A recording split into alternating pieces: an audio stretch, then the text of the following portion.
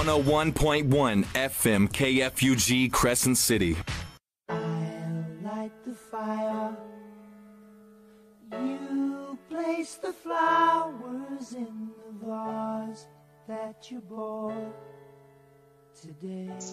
Thank you for tuning in to New Culture Radio. I am your host, Dan Schultz. This week we have a businessman, investor, and author, Jim Rogers, speaking to us from his home in Singapore. He has studied economics, philosophy, politics at Oxford University, taught at Columbia University, and contributes frequently to the Washington Post, New York Times, Forbes, Fortune, Wall Street Journal. Welcome, Jim. I'm delighted to be here, Dan. That was much too long an introduction. Well, it can be a lot longer. No. You've Keep been it a short. busy guy. Yeah. Well, You're having a good day? Yes. I'm actually in my gym. I just stopped my bicycle so I could talk with you. Yeah, good. So, keep me all sweaty and hot. That's because I just stopped bicycling. Excellent. Yeah, I'm glad you're taking care of yourself. So we speak mostly on this show about sustainability, and I think this is interesting. Recently, I spoke to a group of third graders, so you're in good company. And I'm sure they're smarter than I am and more knowledgeable than I am as well. They surprised me how smart they are, and I asked them what sustainability meant. I asked them what unsustainable meant, the word, and several of them actually had it down, and their answer was, something has to end. I thought that was a good answer. And so I know we're on the same page as far as, at least I think we are, as far as this economic system is unsustainable. How do you see it, if you do, as unsustainable, and why? Well, Dan, very good insight. Unsustainability can apply to a lot of things. Yeah. If something cannot go on forever, it's not going to go on forever, I assure you. And at the moment, the economic system which has evolved in the world, especially in the U.S., but not just the U.S., cannot be sustained because it is built on staggering amounts of debt. The United States, I'm a U.S. citizen, so I hate saying this, but the United States is now the largest debtor nation, not just in the world, Dan, but in the history of the world. No country has ever gotten so deep in debt. And the debt goes higher and higher every day. Nobody's doing anything about it, except some are worrying, like me, are worrying, knowing it cannot go on. And not only is it based on lots of debt, but to sustain the debt or to maintain it, that they now print a lot of money. The central bank in America gets out its printing presses, prints a lot of money, and uses that to finance the debt going forward. So this cannot last forever. The politicians, the ones that are aware of it, and the central bankers, the ones that are aware of it, hope that it will last at least until they're gone. But I'm afraid it's not going to last too much longer because we're getting to the end of the road. The Europeans now have huge amounts of debt. Japan has gigantic amounts of debt. Everybody. Some countries in the world have been talking about austerity in the last few years because they say they're going to cut back. Every country in the world now has higher debt than it did last year and will have higher debt next year. So is it sustainable? Absolutely not. And austerity is for the people. It's not for the banking system or the government. It's not for the politicians. I assure you, the politicians make sure that they're taken care of. In America, whenever Congress passes a law, no matter what it is, they say it does not apply to Congress. Right. So if you and I have to pay Social Security or cannot be harass people or whatever, doesn't matter. Right. Congress, none of those laws apply to Congress. Just like Obamacare. Everything, Obamacare. Yeah. Every law that they pass says specifically this does not apply to Congress or senators. It's a corrupt crony capitalist club, and we're not members. When I was a kid, I thought I lived in the land of the free, and I did to some extent, a large extent. It is no longer the land of the free, Dan, I'm afraid. It pains me to see what's happened just in my lifetime. I bet. And it's getting worse. Yeah, it seems we've spiraled down into, I hate to say the word, but fascism, huh? Does that apply? We have certainly going in that direction, and to repeat, something which is not sustainable will not continue forever. it comes to an end. Now that's the good news. That's also the bad news, Yeah. because when this ends, I'm afraid we're going to have lots of economic problems and turmoil, not just in the U.S., but worldwide. So everybody should be knowledgeable. Everybody should be very worried, and everybody should be prepared, because it's not going to end well. Well, that's what it seems. I mean, we have these derivatives are fascinating to me. It seems a way of even creating money in a way, derivatives. It expands the money supply through, these paper contracts. But, according to some authorities, there's a quadrillion or over a quadrillion derivatives. And I'm really wondering what you think the trigger is going to be. And I know it's really hard to put a pin exactly what's going to happen or when, but what's your feel for this? What's going to pop it is, Deutsche Bank is in big trouble right now, and they've got the largest derivative exposure. Is it going to be derivatives? Is it going to be the housing market? Is it going to be negative interest rates that are spreading around the world? How do you see this, Jim? Well, you said quadrillion. I don't know if anybody really knows, but we know it's probably so much that we cannot count that high, how much the derivatives market really is. Now, Dan, there's nothing wrong inherently with a derivative. It's the misuse of derivatives. Derivatives can be a useful instrument. There's no question. It's like a Porsche. A Porsche is not dangerous in and of itself. A Porsche will get you from L.A. to New York faster and more efficient than other things, than a Greyhound bus. But if you misuse it, it can be an extraordinarily dangerous thing. So one must be careful of when we speak about derivatives. But your main point is very well taken. The debt is staggering. It's been increased because of derivatives. Most banks don't really know how deeply exposed they are. Deutsche Bank is the largest bank in Germany. And it has taken huge losses, and who knows what else may hit Deutsche Bank in the future, because everything cannot work perfectly all the time. Will that be the end? I don't think. Well, it might start in the derivatives market. The way problems usually start in the financial world, Dan, or economic world, is it starts with a small company or country or something that people aren't paying too much attention to, and then that snowballs. Because if Iceland, which is a tiny country, for instance, gets into trouble, the next thing you know, the people who have been dealing with Iceland are in trouble too, and usually they're bigger. And so it snowballs. And this, using Iceland as an example, is exactly what happened in 2007 and 2008. Iceland has 300,000 people. I mean, it's smaller than most American cities, and yet it pricked the bubble and started the big problems of 2008 and 2009. So it usually is something like that. It's something you and I are not thinking about. Most people are not thinking about. And just watch the newspapers, watch your show. We're going to find out as the problems develop. It could be, Illinois. It could be, who knows what it could be that could cause the problems as we go forward. And then they will be compounded by the derivatives, as a lot of those derivatives start going bad, because things will happen that people say never could have happened. Well, don't say never in the financial world, because anything can happen. Now, Jim, you have to be connected. You're a big name. You rub elbows with people I don't get to sit with. Do you suspect this is all engineered? It seems to me that they can't be this stupid. And I didn't have a radio show back in 2006 and 2007, and I wasn't even studying this. But I predicted that things had to end ugly just from the people that I talked to in my immediate circles about real estate. I saw that coming, and so a couple of my friends did as well. And I saw a report from the Federal Reserve that said something to the effect of, everything's great. Our real estate market is super. The Federal Reserve can't be that dumb. Do you subscribe to this idea that they're just completely ignorant and don't know what they're doing, or is this engineered? Yeah, what do you mean they can't be that dumb? They can't. What makes you say that? They all went to Ivy League schools. They all have PhDs. They can be that dumb. I assure you, they are that dumb.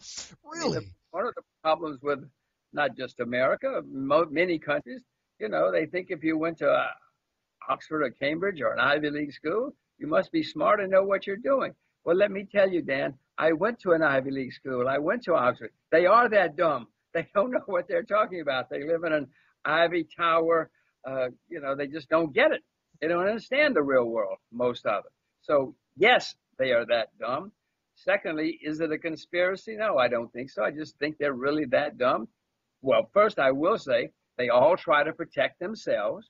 They all try to make sure that they are covered, that their salaries, jobs, positions continue.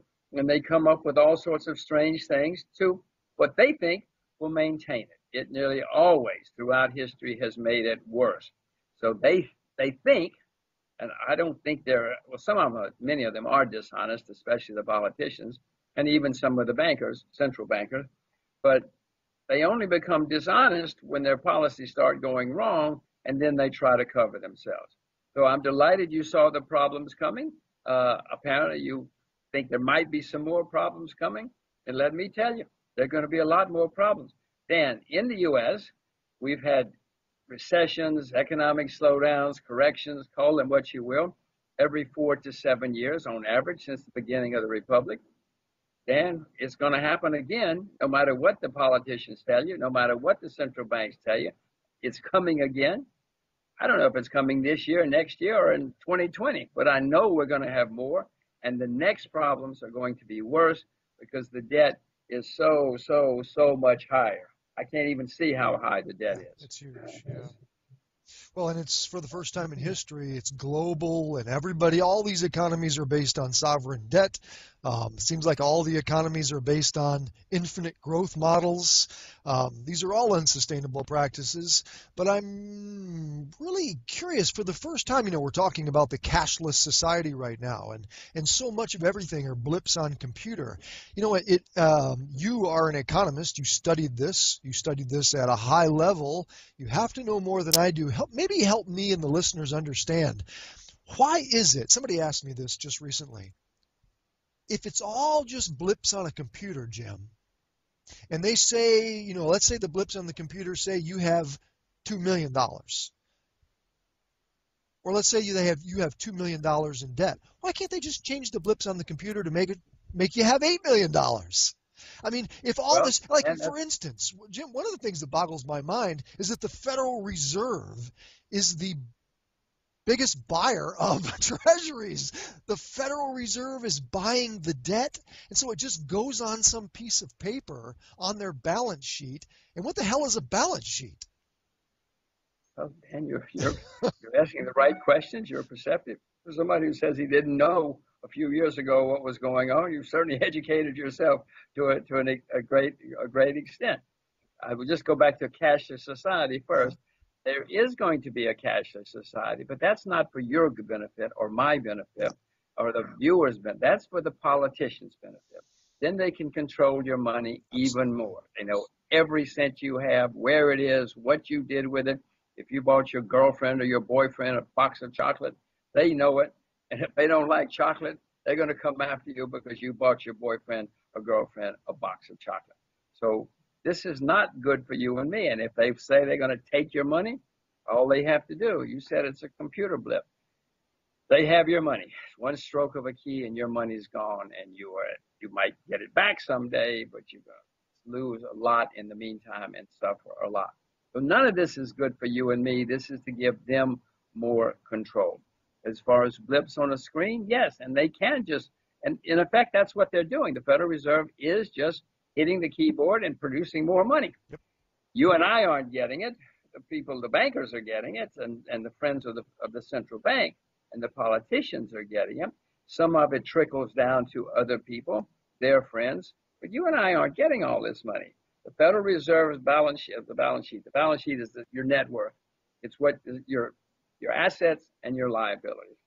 If you have money in the bank, that's your assets, and if you owe the credit card, that's a liability. But a balance sheet is just compiling all that so you know your status. Well, the Federal Reserve has increased its balance sheet by 600% in 8 years. Yeah. That is a staggering statement for anyone who is familiar with economic history. It has nothing like that has ever happened. Nothing like that has ever been conceived of and what does it mean? in world history. But they're doing it.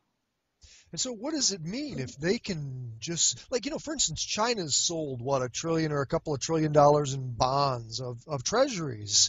What are we giving them in exchange for that? Do you know? I mean, you're not giving them dollars. They don't want dollars. Well, they earn dollars as opposed to our government, which owes huge amounts of dollars. The Chinese are the largest creditor nation. A creditor nation is a nation which has saved its money and people owe it. And a debtor nation like the United States is a nation which has not saved its money, which has spent a lot of money and which owes a lot of money. Well, the U.S. is the largest debtor nation in world history. China is the largest creditor nation as we speak today. China has obviously sold a lot to the world. Look around your office, look around your house. You'll see a lot of things that came from China. Go to Walmart. You'll see a lot of things that came from China. Now, that means that all of us get cheaper and better products.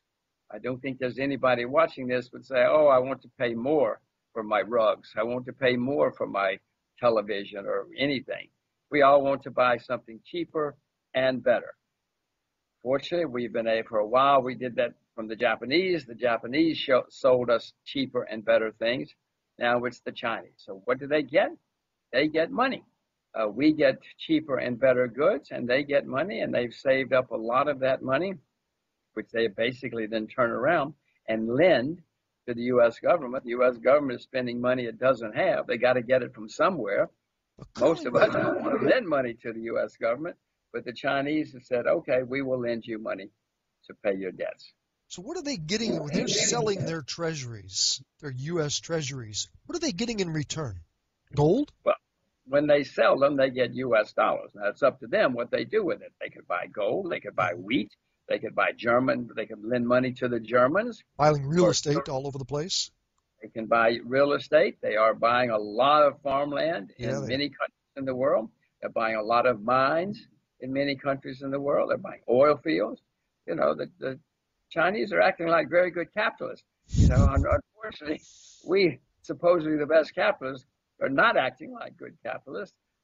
We are acting more like socialists or communists, and they are saving their money and putting it into assets for a rainy day, for the future, which is what capitalism is all about. Yeah, right. Yeah, that is amazing. They're more capitalist than we are. Bailouts and bail-ins, Jim. They've got the laws in place for bail-ins. And for those of our listeners who don't know what that means, it means that they've set up the rules so that if the banking system fails, derivatives come first and our bank deposits come last. And a lot of people don't know that if your money is in the bank, it's not your money. You are a creditor. And so they're kind of got this set up to take money from the populace. Do you see bail-ins, or when this next collapse happens, bailouts? Are they both going to happen? What do you think? And I said earlier, the debt is now staggering levels. It's going to be a huge problem for all of us worldwide. And yes, if you have money in the bank, they're going to take your money away. They changed the laws. They changed this law in 2008 or 9. Yep. So that now, if you have what they say is too much money in the bank, they're just going to take part of your money or maybe all of your money to pay the bank's bills. You had nothing to do with the bank's bills. You had absolutely nothing to do with the failure of the bank. But if your money's there, the law in the land of the free is that we can take your money and we can pay the bills or the debts of the bank. That's called bail-in, and it's going to happen. If you're not aware of it, I would suggest people find out and make sure you don't have too much money in one bank. There's FDI insurance, and we're supposedly guaranteed that if the bank fails, we'll get that much money back. But it will also be that if you have what they say is too much money, they're going to take the extra money. Yeah, some people say Cyprus was a test run for this, and they, took 50% of people's deposits, and it certainly happened. They've changed the laws all over the world now. Yeah, so and they don't make those. The government.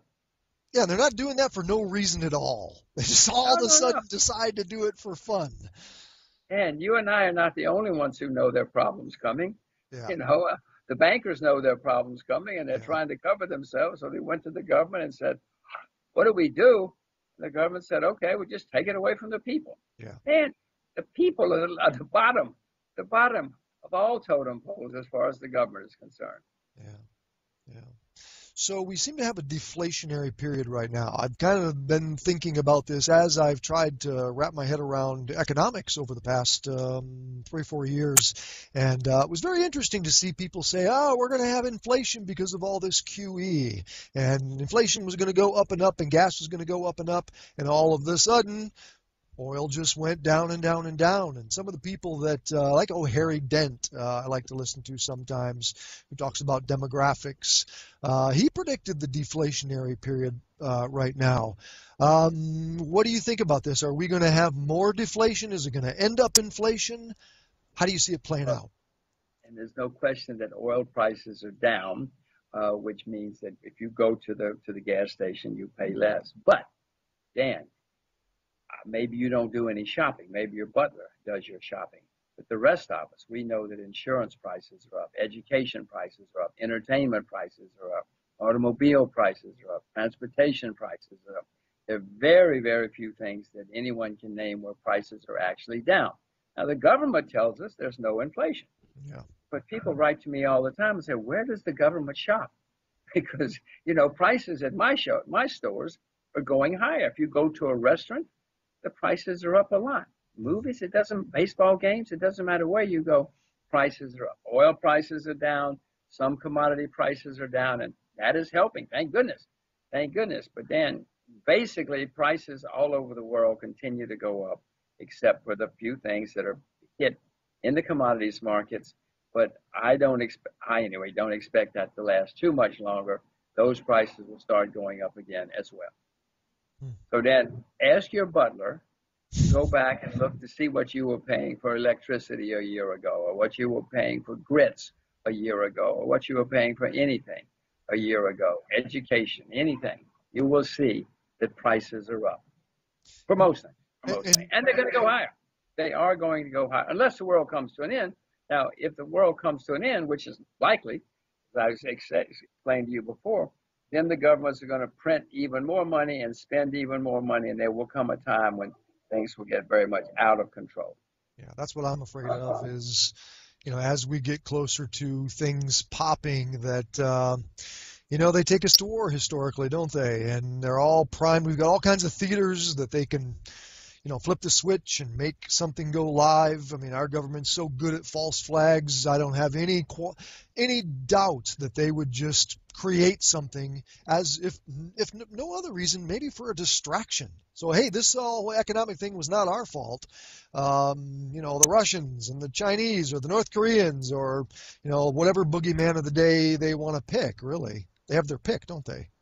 Very insightful. That's exactly what I really don't like saying this since I'm an American citizen, taxpayer, and voter as well. But historically, if you look back over the past few years, decades, somebody in Washington loves war.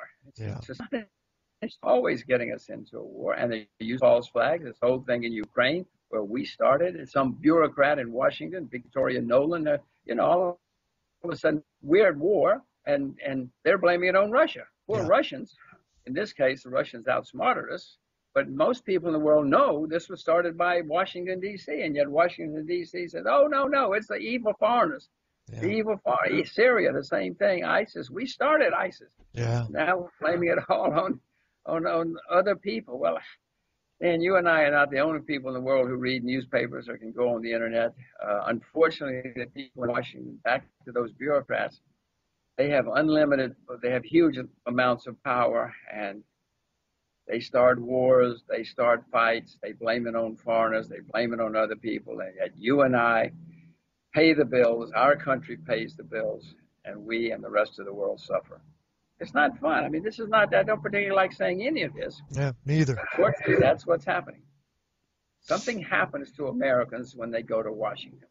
I have been around the world a few times, as you know, and people around the world love Americans, but they cannot bear our government. They cannot bear our policies in many cases, but they sure love Americans. But Dan, the people in Washington, something happens. If you live in Missouri, suddenly you go to Washington as a bureaucrat or a politician, something happens to you. I don't know what it is, the air, the water, or something, and you get corrupted. Yeah.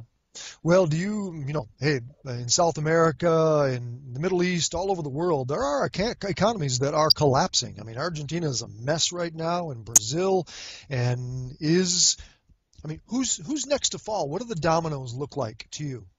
You think the next one will be Japan? Venezuela's another one in South America Yeah. that's in the process of collapsing. It's amazing how countries keep getting worse and worse. And then, if not this country, another country. I don't know which will be next. The Japanese certainly have a lot of problems. Yeah. The debt has gone up by gigantic amounts of money. The currency is down 50% in the last 3 or 4 years. The currency is collapsing. Could be Japan. And that's what happens in financial markets. It's always some surprise. Now, most people in the world right now would say, Japan, well, that's a very rich and powerful country. And that's where the surprises come when you find supposedly rich and successful companies or people or countries that basically underlying are corroding. In 1918, everybody thought Great Britain was the richest country in the world. It was in the process of going down very fast because of previous mistakes. So that's what's happening. It might be Japan. I don't think it's going to start in Japan. I think it'll start somewhere smaller, whether it's a company or a country. But sure, that's a good insight. It could be. They've got big, big problems. You mentioned earlier, you seem like you alluded to that we are going to have a cashless society. As if they're going to win that battle and they're going to get the computer blips and the tyrannical control. I like to be an optimist. I want to be an optimist. I want to believe. I'm also I want to be realistic about it, but I'm really curious about what you think. Is there going to be a new world order? Is there going to be a one world government and one currency? I mean, when all this collapses, are we going to come together? Do you think that's going to happen? And they're going to say, oh, the dollar failed and the reserve currency, and let's go to a SDR or how do you see it playing out? Are they going to win, or are the people going to wake up and become more conscious? When the war comes, they will win for a while. Whoever they is, in whichever countries are at war. But somebody's going to lose that war. And then with that country, things are going to change very dramatically because people are going to be very unhappy. Their economies collapse, their war has collapsed, and they're going to make huge, huge, dramatic changes. Now, the winners are the ones you have to worry about because they will think that they're all powerful and they can do whatever they want. But they will not be able to make one world government. They may try, but it will not happen. You see what happened to the League of Nations and the UN and even the EU, the European Union. Yeah. Those things just have not and will not work.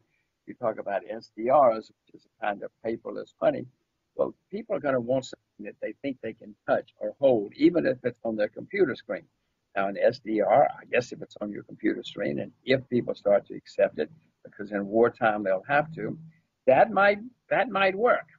But then eventually, we're going to we, being us poor saps who are the public, who are the people, who are the voters, are not going to put up with it anymore. And fortunately, history shows that we always throw them out when they just get too overbearing and overreaching. That sometimes takes years, decades. Yeah.